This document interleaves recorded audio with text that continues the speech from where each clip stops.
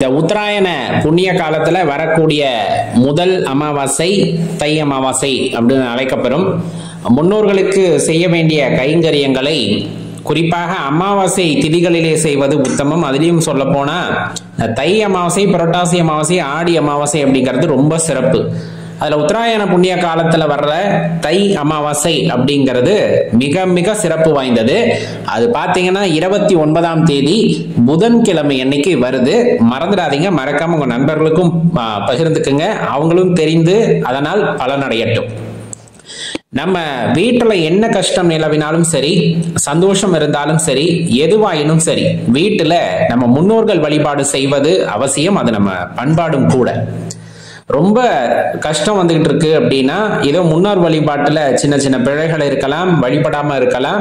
அதை உணர்ந்து நம்ம செய்யும் பொழுது கண்டிப்பா அதுல இருந்து நம்ம மீண்டு வர முடியும். சில பேருக்கு திருமண தடை இருக்கும், சில பேருக்கு குழந்தை பேர் இல்லாம இருக்கும், சில பேருக்கு சரியான வேலை அமையாது.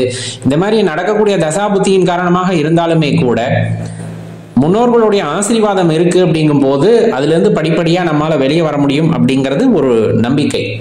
அதனால அமாவாசை விரதம் இருந்து அமாவாசை என்று பித்ருக்களுக்கு தர்ப்பணம் கொடுக்கும் பொழுது நீங்க தொடர்ந்து கொடுத்துக்கிட்டே இருக்கீங்க அப்படிங்கும் போது கண்டிப்பா மாற்றத்தை உணர முடியும். அதுலயும் குறிப்பா இந்த தை அமாவாசையில தர்ப்பணம் கொடுத்துருங்க.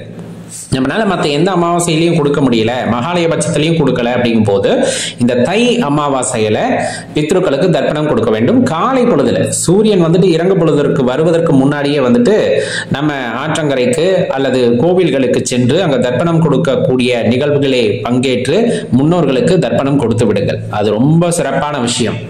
சில பேருக்கு இது பழக்கம் இல்லை அப்படிங்கிற பட்சத்துல நீங்க குறைந்தபட்சம் என்ன பண்ணலாம் அப்படின்னா, காகத்துக்கு சாப்பாடு வைக்கலாம். காலையில குளிச்சுட்டு விரதம் இருந்து சாப்பாடு வைக்கலாம். தயிர் ஏல் கலந்து சாப்பாடு வைக்கலாம்.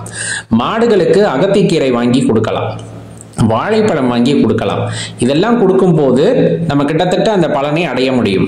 இல்லை அப்படின்னா மதிய நேரம் சூரியன் உச்சி பொழுதுக்கு வர்றாரு இல்லையா, அந்த நேரத்துக்குள்ள படையல் போட்டுருங்க. முன்னோர்களை நினைத்து சாப்பாடெல்லாம் செஞ்சு அவர்களுக்கு படையல் போட்டு வழிபாடை செய்து விடுங்கள்.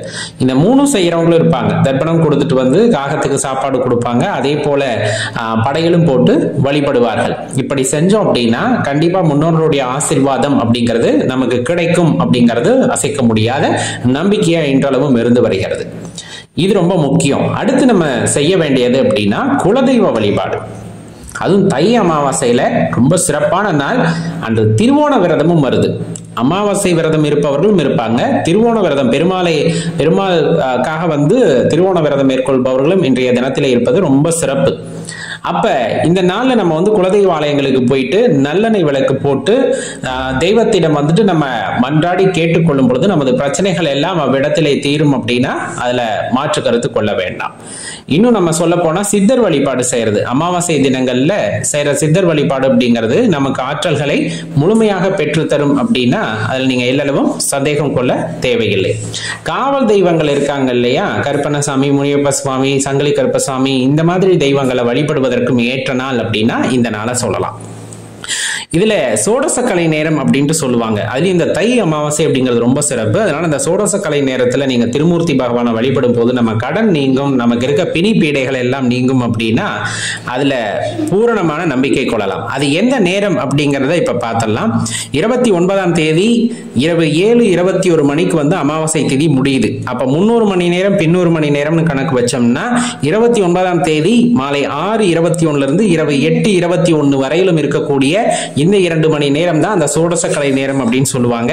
அந்த நேரத்துல விளக்கேற்றி திருமூர்த்தி பகவானை மனதார வழிபடும் பொழுது கண்டிப்பா உங்கள் குறைகளை அவர் நிவர்த்தி செய்து தருவார் அப்படின்னா அதுல நீங்க எல்லளவும் சந்தேகம் கொள்ள தேவையில்லை. அப்ப இந்த அமாவாசை, குறிப்பா தை அமாவாசை அப்படிங்கிறது ரொம்ப சிறப்பானது, வழிபாட்டுக்கு உகந்த நாள் அப்படின்னு சொல்லலாம். தவற விடாதீங்க, மறக்காம உங்க நண்பர்களோடையும் பகிர்ந்துக்குங்க.